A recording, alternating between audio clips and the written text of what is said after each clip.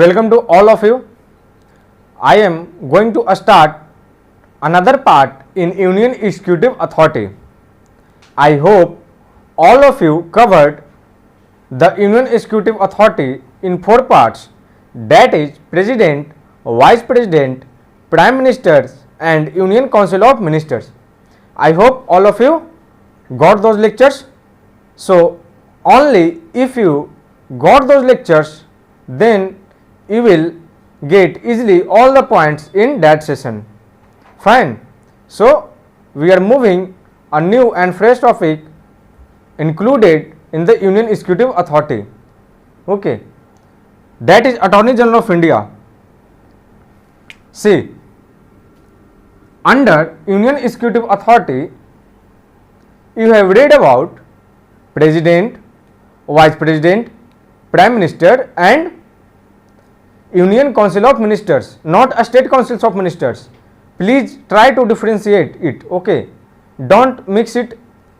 So President, fine, President, Vice President, Prime Ministers and Union Councils of Ministers. So these are the 4 parts of Union Executive Authority. Okay, Union Executive Authority, fine, President, Vice President, Prime Ministers and Union Councils of Ministers. So right now I am including one extra topic in it, that is Attorney General of India. Attorney General of India.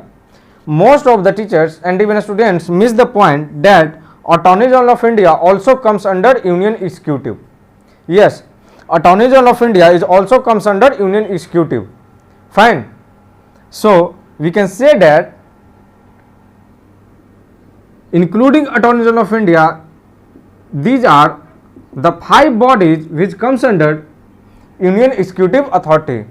So Union Executive Authority normally and generally has the tendency to cover up the 5 bodies, the 5 constitutional bodies.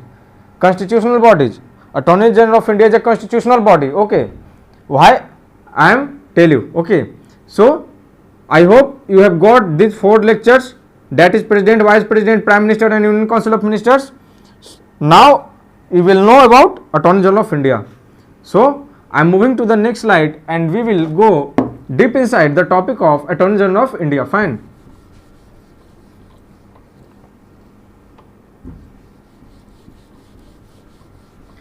See students,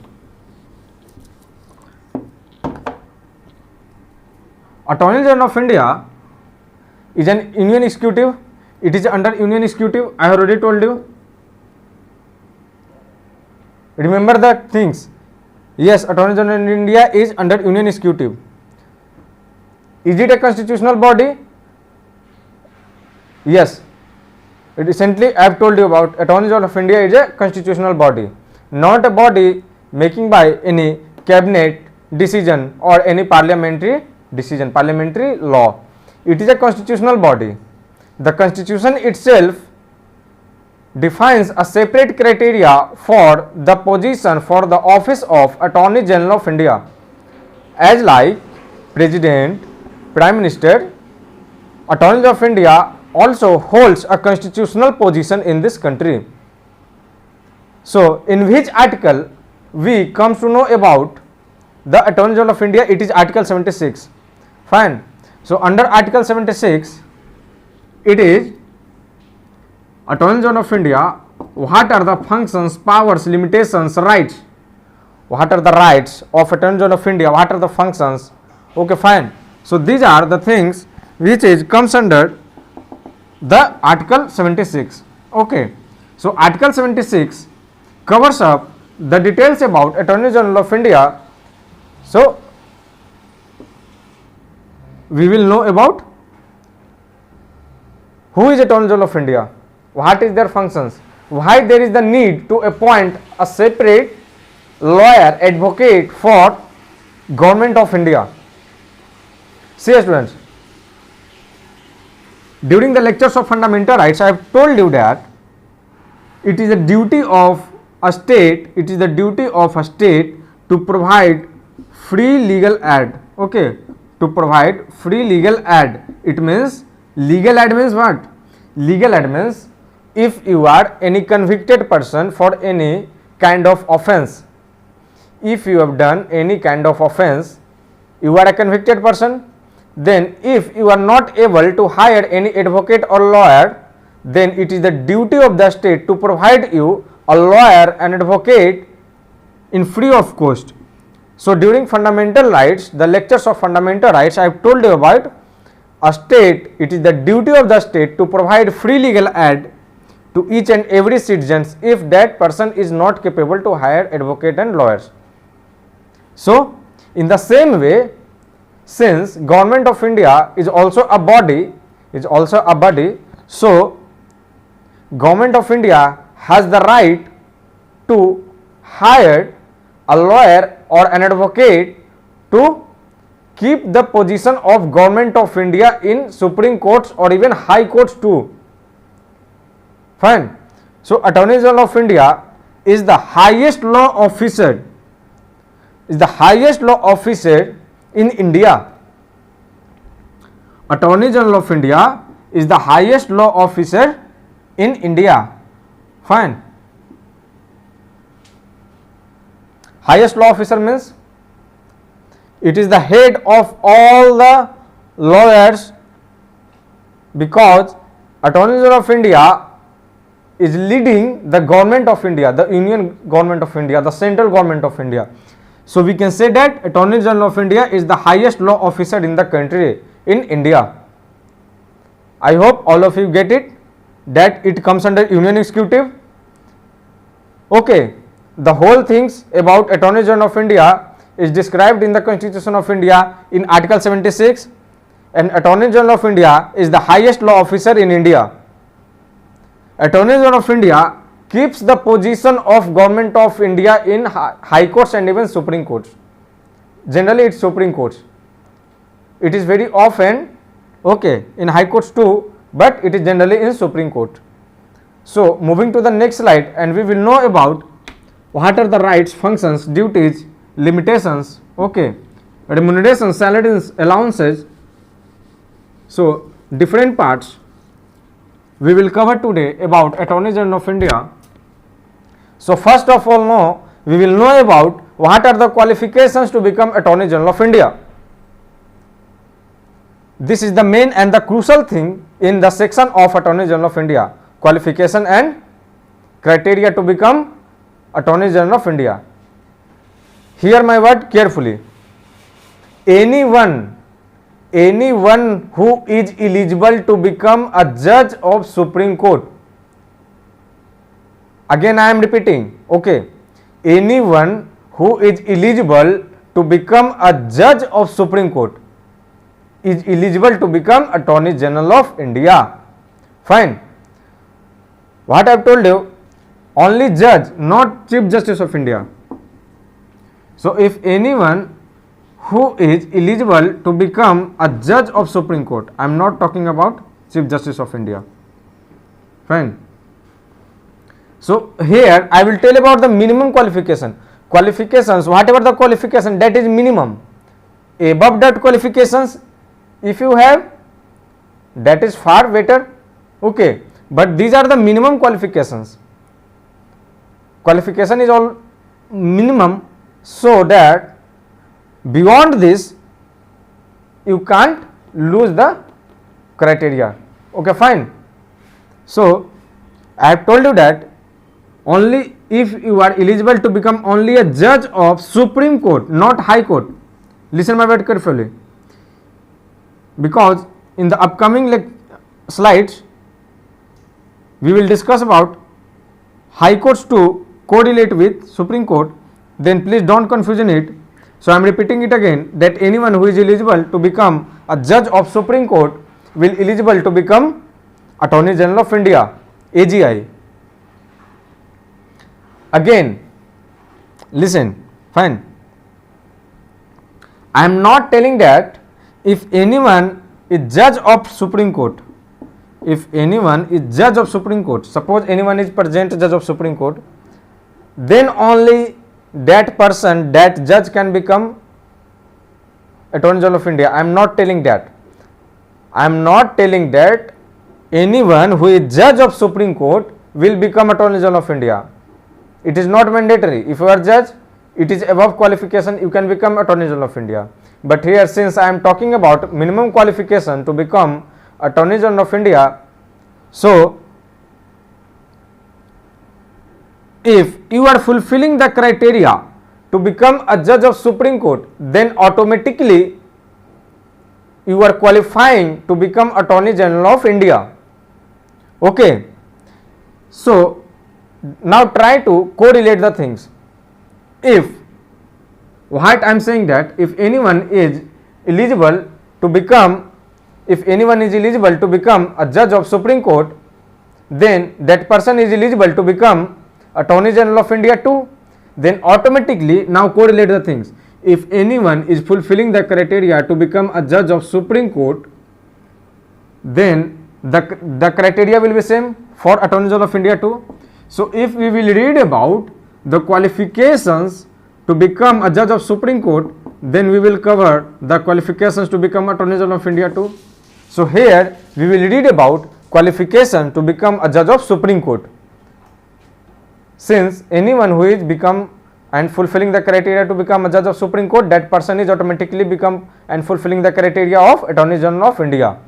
So that's why the qualifications for both are same. If you want to become judge of Supreme Court, the qualification will be same as you want to become Attorney General of India. So we will see it. Now move to the next slide. We will see about it. We will go deep inside the qualifications. First of all, we will see the appointment. Only after I will tell you about the qualifications. Fine. See, who will appoint? Appointment means who will appoint Attorney General of India? It is President. It is President. It is President who will appoint Attorney General of India, but on the aid and advice of Union Councils of Ministers. And Union Councils of Ministers will always be headed by Prime Minister. I am repeating the whole things again. Okay, so that your revision will happen in same session too. So always Union Councils of Ministers will be headed by Prime Minister. So whatever the Union Councils of Ministers tell to the President of India, President will have to accept the advice. It is mandatory. Fine. It is mandatory for the President to accept the aid and advice given by the Union Councils of Ministers, and Union Councils of Ministers is headed by Prime Ministers. So whatever the Prime Minister say to the President, President had to accept it. Okay, otherwise it will be understood as violation of Constitution of India. Fine. So President will appoint Attorney General of India on the aid and advice of Union Councils of Ministers. I am breaking the whole things in point by point so that even a average student can get it properly. And not only that, you will not miss any single point. It is mandatory for me to tell you about the whole things in such a way that you will get the lectures that I am teaching you right now properly. Fine. So I hope you have got about that who will appoint Attorney General of India. So it is the President. Now we will move to the next slide. Fine. See the terms. But before teaching about terms, I will take almost 10 minutes to understand the qualifications. It's 7 to 10 minutes to understand and tell you the whole things about the qualifications. That is easy, but I will break down each and every point in a simple way. So before reading the terms, I am teaching you about the qualifications. Okay, the qualifications. So be attentive because it is an important part. I have already told you that anyone who is becoming and fulfilling the criteria of Judge of Supreme Court will fulfilling the criteria to become Attorney General of India too. So here we will read about what are the qualifications to become Attorney General of India as well as Supreme Court judge. Okay, so let's see the 4 criteria. There are 4 criteria. Okay, fine. 4 criteria. There will be 4 criteria.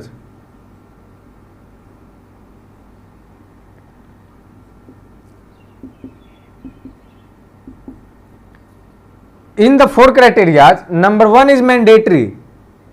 Number 1 is mandatory. What are the number 1, what are number 2, what are number 3 and what are number 4?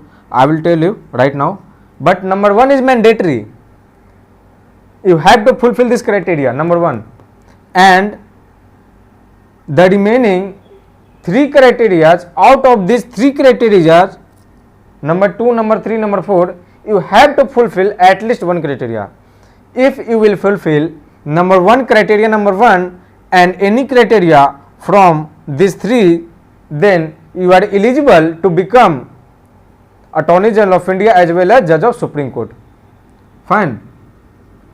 So it will be mandatory and it will be odd type. Okay. Either you fulfill 2 criteria number 2 or with criteria number 1 you fulfill criteria number 3 or with criteria number 1 you will fulfill criteria number 4 too. Fine. So what I am telling you, are you getting it? That number 1 is mandatory and the remaining 3, out of these 3 you have to fulfill at least 1 criteria. If you fulfill number 1 and any of the 3, you will be eligible to become Judge of Supreme Court and Attorney General of India. So now I will tell you about what are the 4 criteria, those 4 qualifications criteria. Okay, number 1, here it is for Attorney General of India as well as for Supreme Court judge. Fine. Are you getting it? Now see,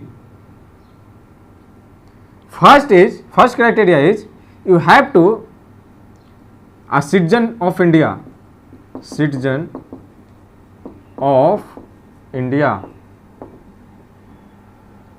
If you are not a citizen of India and if you are fulfilling all the remaining criteria, you are not eligible to become Attorney General of India as well as Judge of Supreme Court too.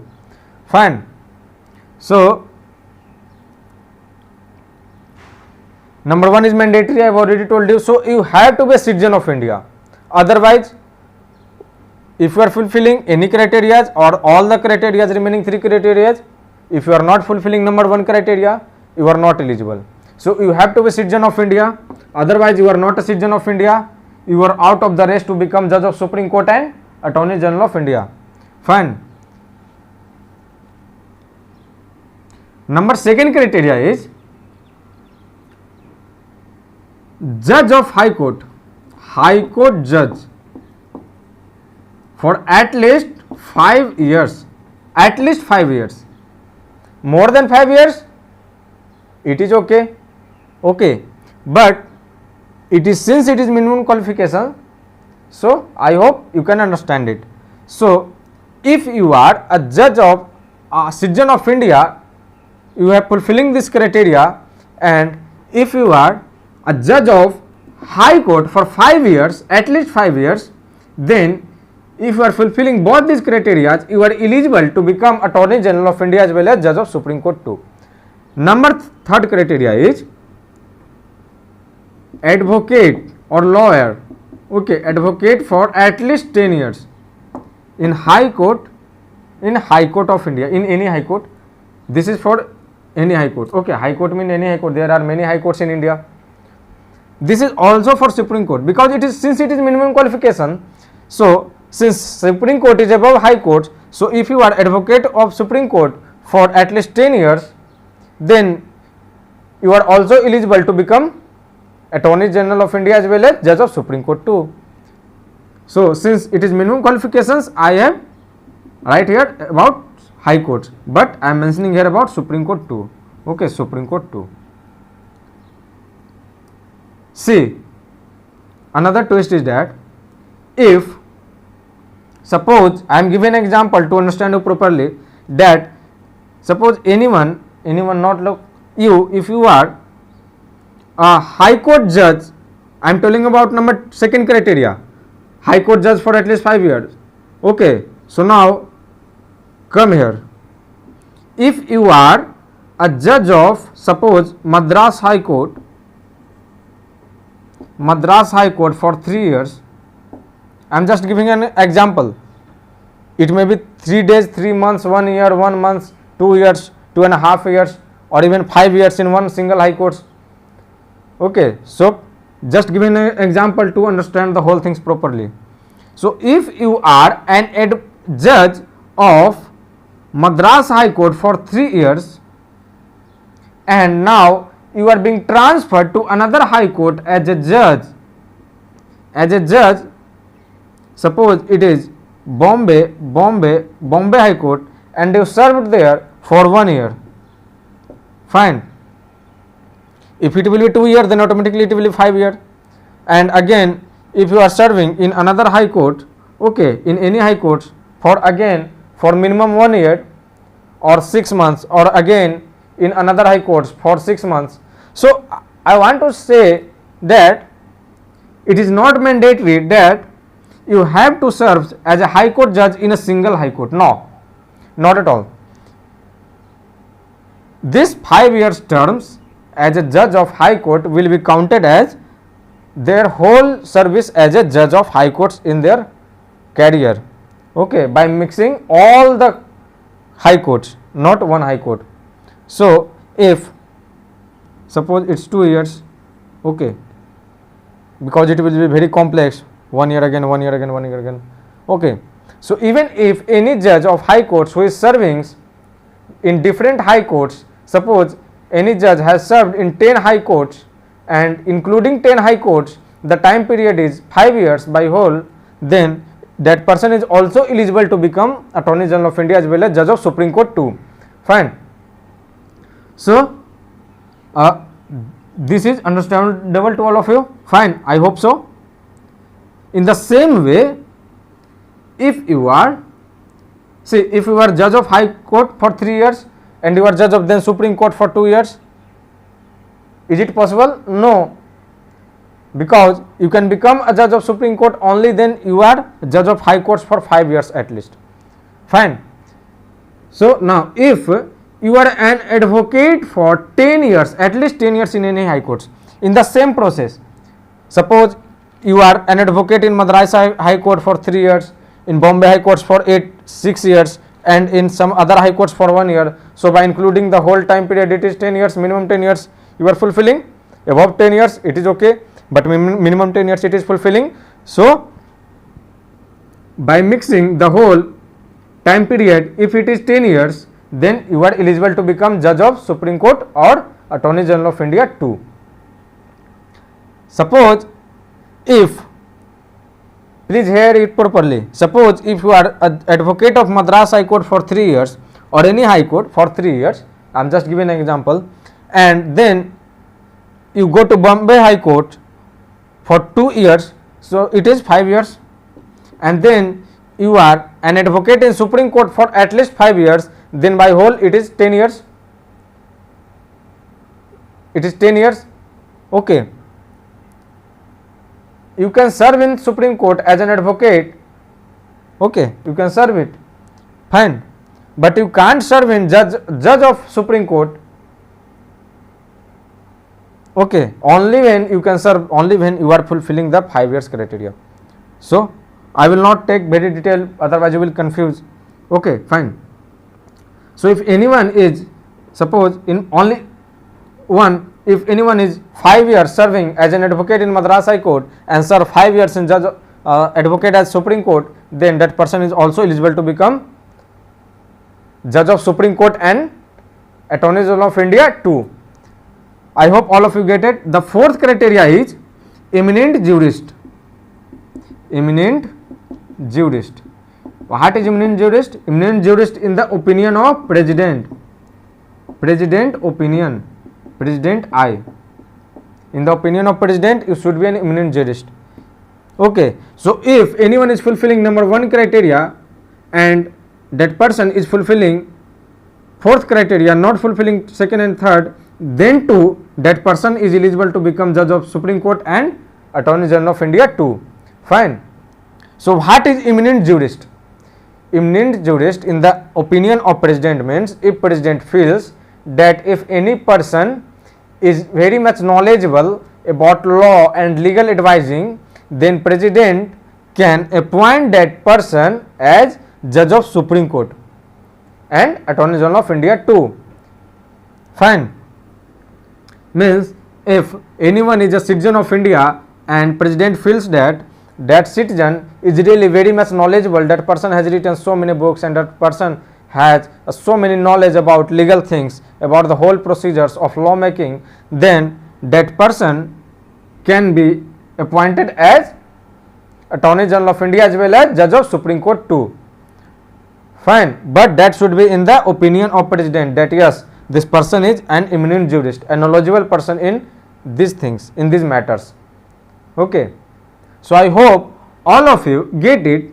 I hope so. I am just repeating it again that there are 4 criteria to become a judge of Supreme Court as well as Attorney General of India.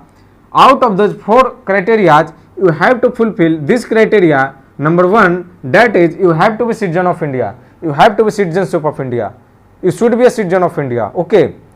Only after then the remaining things will work. Otherwise, if you are out of the first criteria, the remaining things will not work at all.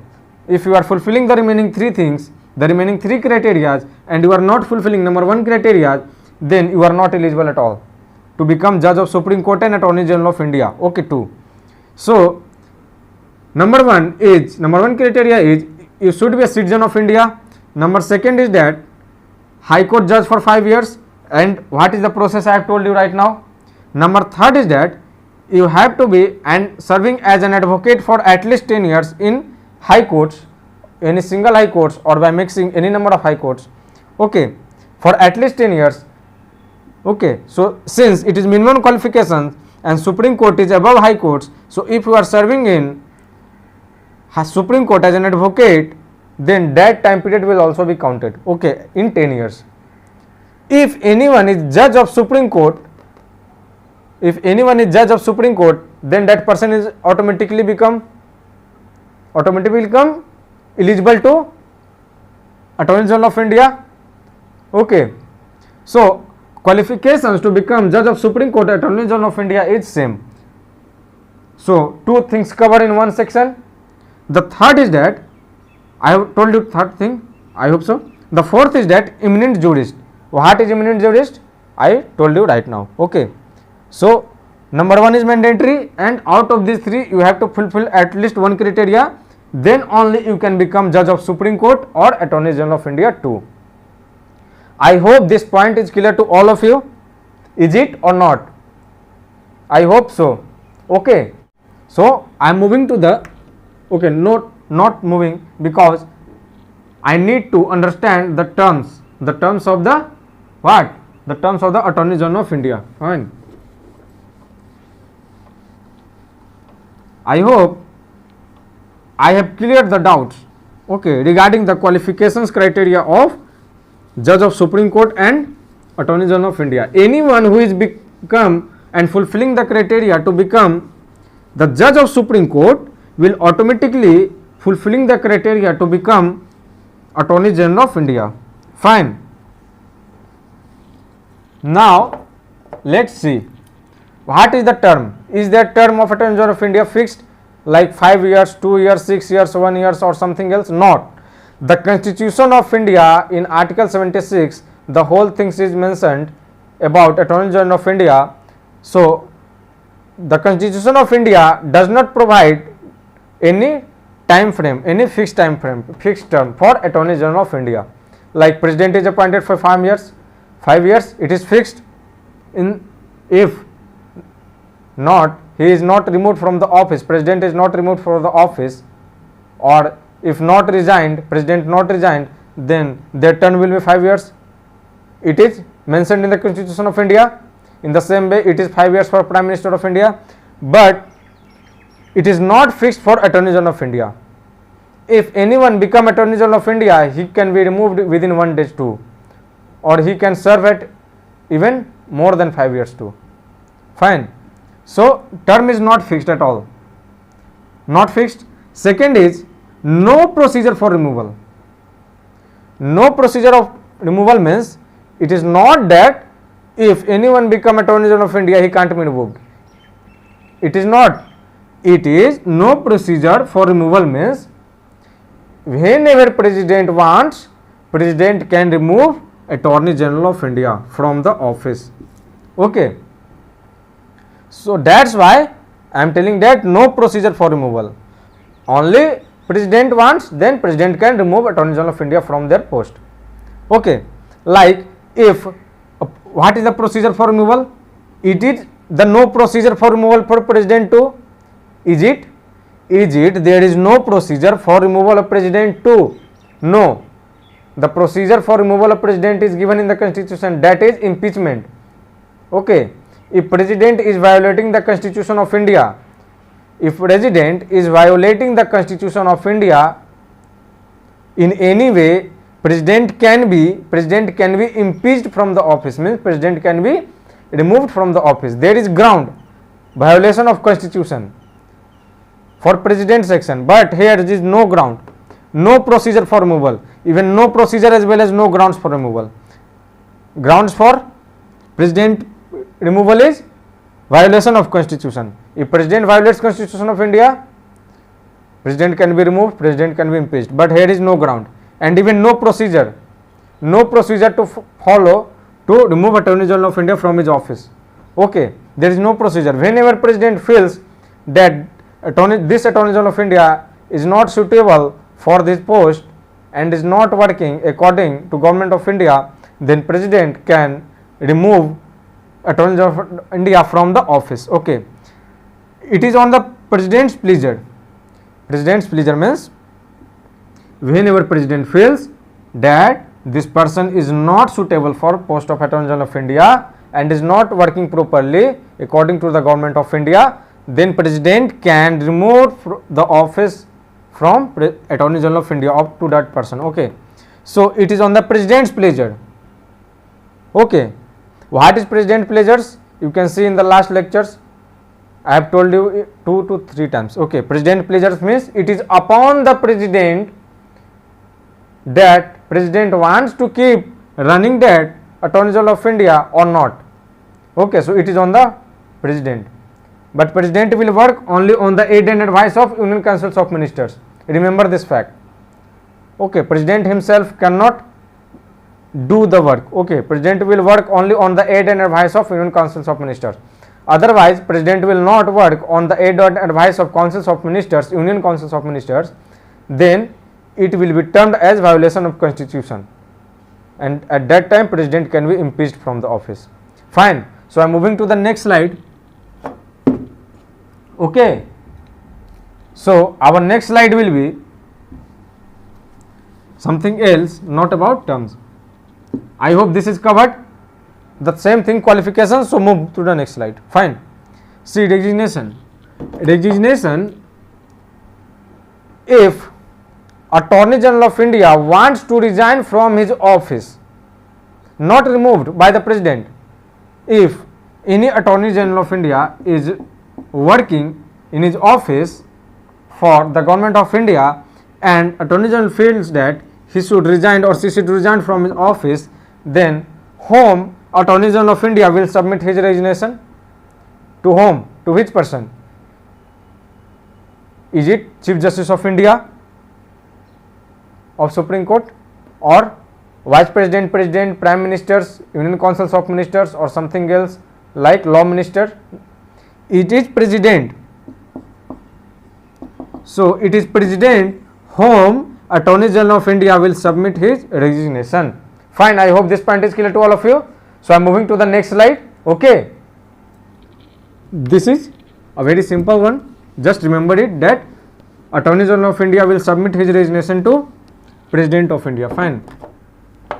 Now remuneration. Remuneration means remuneration. Fine. Remuneration. Remuneration means salaries, allowances. Okay. Salaries and allowances. What are the salaries and allowances get? That is termed as remuneration. Okay. Almost the same things. So it is not fixed to as like terms the same things is not fixed. Like term is not fixed for Attorney General of India, in the same way there is no fixed salary for Attorney General of India. Okay, this is a wonderful thing in Indian Constitution. Okay, so how much remuneration, salaries, allowance Attorney General of India will get, it will be decided by whom? Either it is Parliament, Prime Minister, President, Vice President, by whom, or by Supreme Court? It is decided by President of India. President of India will decide that how much remuneration, salary, allowances Attorney General of India will get. So it is President. It is only President. So President will decide. President of India will decide that how much salaries, allowances, remuneration Attorney General of India will get. Fine. I hope this is clear to all of you. Is it? I hope so. So I am moving to the next slide. Okay. These are simple ones. Just remember the facts. Okay. So duties and functions. Fine. Duties and functions of whom? Duties and functions of Attorney General of India. So what are the duties and functions Attorney General of India performs for the Government of India? See, Attorney General of India works for Government of India. Attorney General of India works for Government of India. Just be attentive, more attentive for 2 minutes. All the doubts will be cleared for duties and functions. See, if a person A is filing any complaint, any case against Government of India, if a person A is not satisfying with the behavior, the approach of the Government of India, the working of the Government of India, person A can file a case, complaint against Government of India in Supreme Court as well as in High Court too. Okay, so now 2 questions you already get it, that can any individual file a complaint and case against Government of India? Yes. Again, if anyone can file a case and complaint against Government of India, then that person can file any case, any complaint against government of a state too, any particular state too, like a state of Uttar Pradesh, Bihar, Maharashtra. Okay, so again you get another point. Okay, so yes, any individual can file case against Government of India. So if anyone can file any case against Government of India in Supreme Courts or High Courts, then a lawyer, an advocate will be from person A. Okay, this person will keep the position of, this advocate will keep the position of person A in Supreme Court or High Court. So again, another thing outcomes that yes, any person can file against a case against Government of India in Supreme Court too as well as in High Court too. So a case can be filed against Government of India in High Court too. Fine. So again, this is an important fact for all of you. So see, if this person is filing a case against Government of India in Supreme Court or High Court, then definitely a lawyer, an advocate will be from this side, from this side, from this person's side. So now our advocate is from this side. So who will keep the position of Government of India against this person? Who will, since this person is keeping the position of the person A against Government of India in the Supreme Court and High Court, so who will keep the position of Government of India in Supreme Court or High Court against this case? So it will be Attorney General of India. So it is the duty of Attorney General of India to defend the Government of India in Supreme Court as well as in High Court too. So a question may arise that can Attorney General of India defend Government of India in High Court too? Yes, Attorney General of India can defend Government of India in High Court too. Supreme Court he can defend. Okay. Or anyone, if Attorney General of India is not present at that time, or by any means, suppose Attorney General of India health is not well or something else, then any advocate or lawyer whom Attorney General of India nominated, okay, nominated to keep the position of Government of India in the case in High Court or Supreme Court, then that advocate or lawyer can keep the position of Government of India. Okay, anyone. If sometime Attorney General of India is at foreign tour or due to some reason, if Attorney General of India is not available, then which lawyer advocated Attorney General of India is nominating to keep the position of Government of India in the courts, that person can also keep the position of Government of India in the High Court and Supreme Court too. But generally Attorney General of India keep the position of Government of India. Fine. I hope the main function of Attorney General of India, you will get it. Is it or not? I hope so. Other legal duties, what are the other remaining things? Like I am giving you an example. Okay, fine. So that you will get it easily. This is a conceptual one. Fine. This is a really conceptual one. See, in recent past, what happened that Article 370 has been abrogated from Indian Constitution. Article 370 provides what? A special status for Jammu and Kashmir. But in recent past, Article 370 has been abrogated by Parliament, by Government of India. Fine. Abrogated means redeemed, finished, removed. So now Article 370 is not working at present time. He has been removed from the Constitution of India. So what do you think? That any day government will awake in morning, okay, and tell that now I am going to remove I am going to abrogate Article 370, and government will abrogate? Not at all. What government will do? Any government. What any government will do that? See, what happened that first of all, if government had to do certain things, then first of all Indian government or Government of India will take the advice of Attorney General of India, that is it possible to remove, I am giving an example, that is it possible, suppose Indian government is going to abrogate Article 370, it has been abrogated already. So what Government of India had done, that he has taken the advice and suggestions from Attorney General of India and said that, Mr. Attorney General of India, is it right and will it be defended in the court if anyone file judicial review? What is judicial review? If any things have been made by law, or if any judgment given by any high court, then that judgment can be again be challenged in Supreme Court. Okay, again challenged. So if Article 370 has been abrogated, any individual can also challenge this in Supreme Court. Okay, so this is judicial review.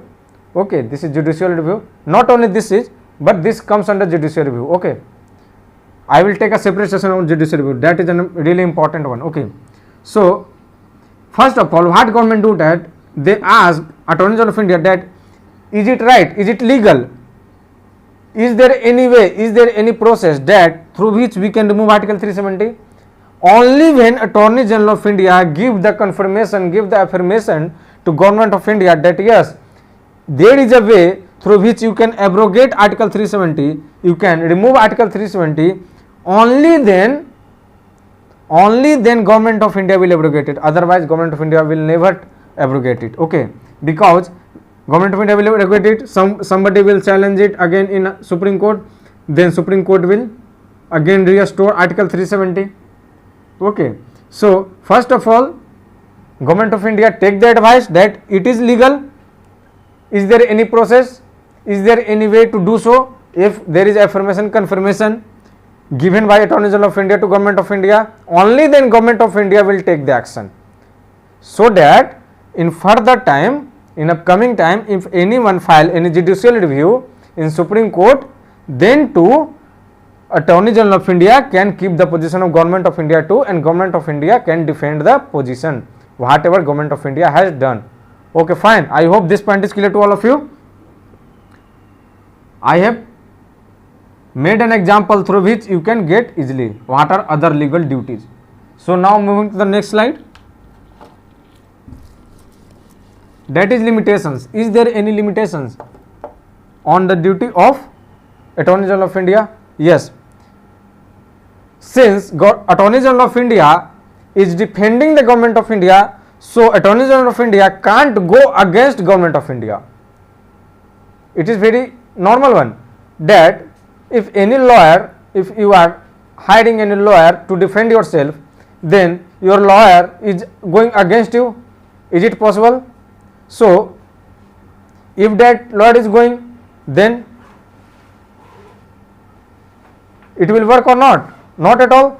In the same way, Attorney General of India will not never go against Government of India. Next one, criminal prosecution. See, Attorney General of India can do their practice in privately too.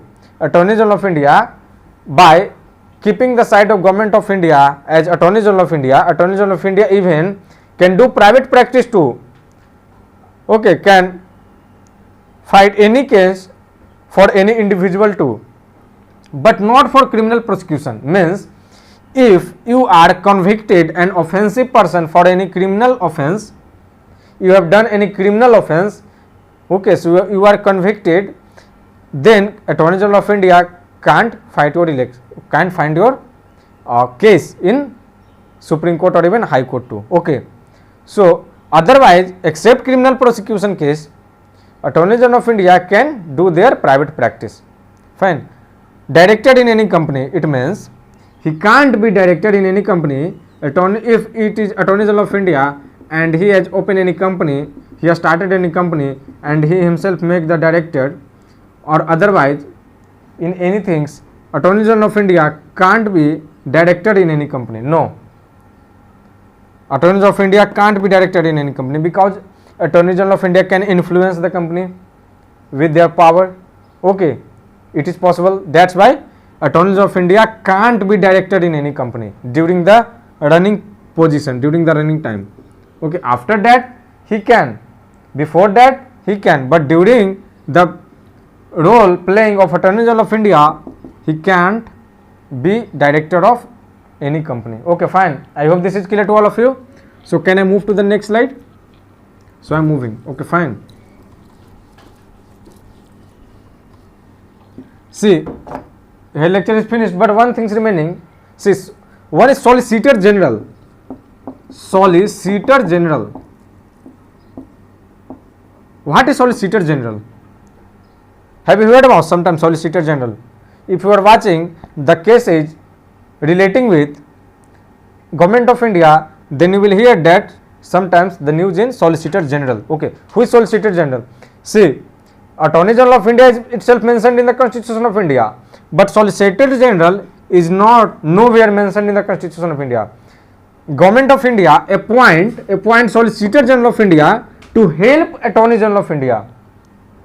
If Government of India feels that now it is mandatory to appoint someone who can help Attorney General of India, then that person will be appointed, will be known as Solicitor General of India.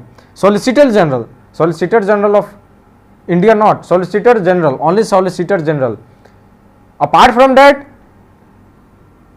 if Attorney General of India and Government of India feels that, or Attorney General of India demand that I need someone, then Solicitor General will be appointed. Even Solicitor General and Attorney General of India wants to hire another person to help Attorney General of India and Solicitor General, then Government of India can appoint another Solicitor General, that will be termed as additional